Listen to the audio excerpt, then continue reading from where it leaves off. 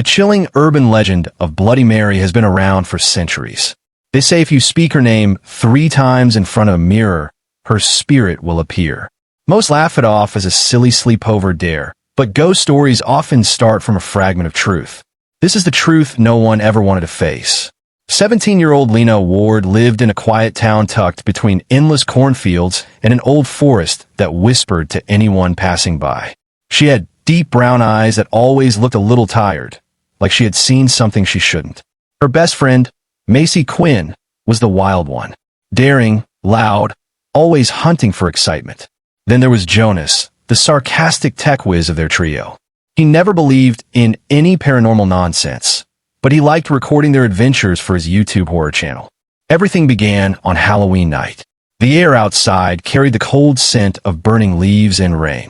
Kids ran across the streets in costumes, their laughter fading into the darkness. Lena, Macy, and Jonas gathered in Lena's room, a ring light glaring against the mirror on her dressing table. Jonas set up his camera and microphone with the confidence of a filmmaker certain he'd go viral. Tonight, Macy announced dramatically, "We're summoning the Queen of Nightmares. The legend. The lady with blood in her name." Jonas rolled his eyes. Bloody Mary isn't real. Anyone with a brain knows that. Lena shivered. Maybe just move on a light painting or something harmless? Macy grinned wickedly. Scaredy cat. It wasn't the mirror ritual that scared Lena. It was the nightmare she had been having for weeks. A woman with tangled black hair, a cracked porcelain white face, and a chilling whisper that said, "I'm coming back." Since those dreams began, the house felt wrong. Shadows lingered too long. The bathroom mirror fogged on its own. Doors creaked like someone unseen walked the hallways. Macy positioned them in front of the mirror. "We say her name 3 times. Bloody Mary.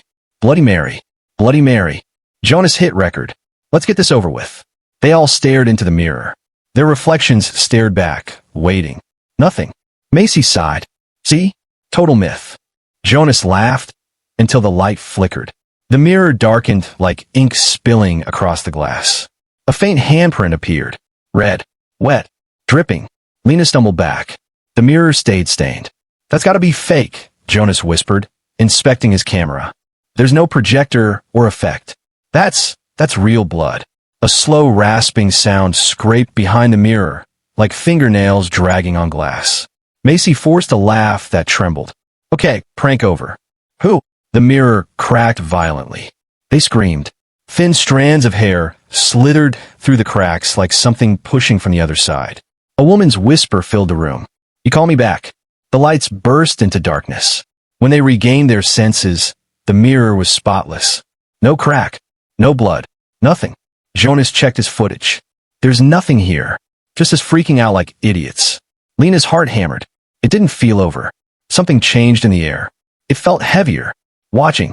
Midnight passed, and they eventually moved on to snacks and horror movies. They joked. They pretended nothing happened. Yet Lena couldn't shake the feeling that something was crawling closer every second. After they left, Lena went to brush her teeth. The bathroom mirror was foggy again, but she hadn't showered. Her fingers trembling, she wiped the glass. Her reflection didn't wipe with her. It smiled. Lena's blood iced. The reflection's eyes bled black tears, and its mouth stretched too wide. "Thank you for releasing me."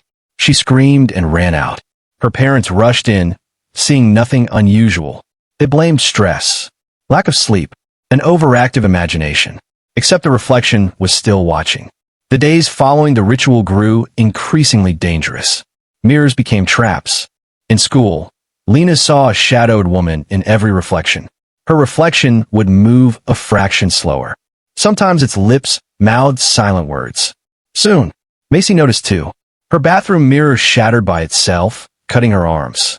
Jonas found his face distorted in reflective windows, his eyes gouged out in each warped reflection. He stopped recording anything.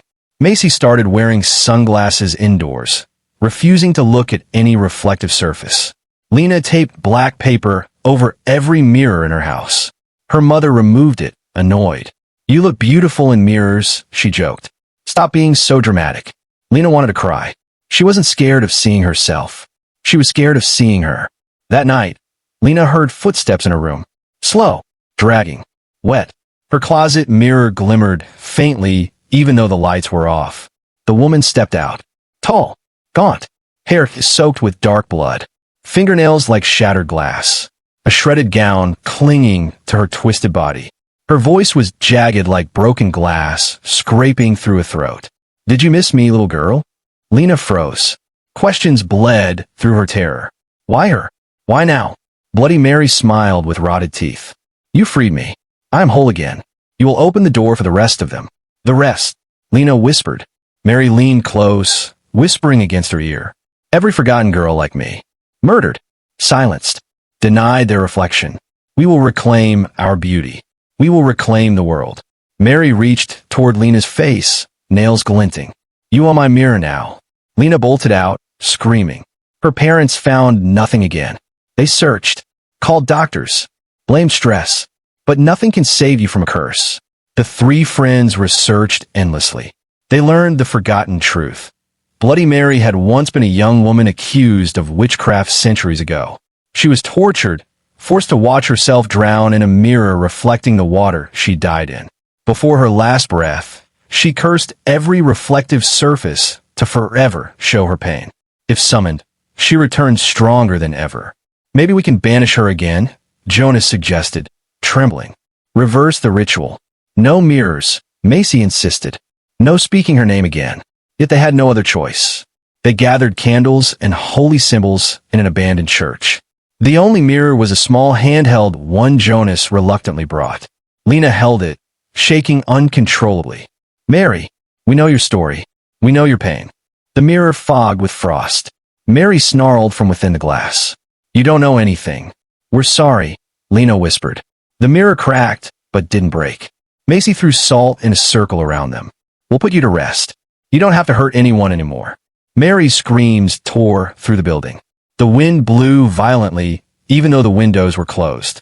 Jonas tried reading a Latin banishing spell he found online. Mary emerged halfway out of the mirror, her shoulders widening the crack, blood trickling into the floor.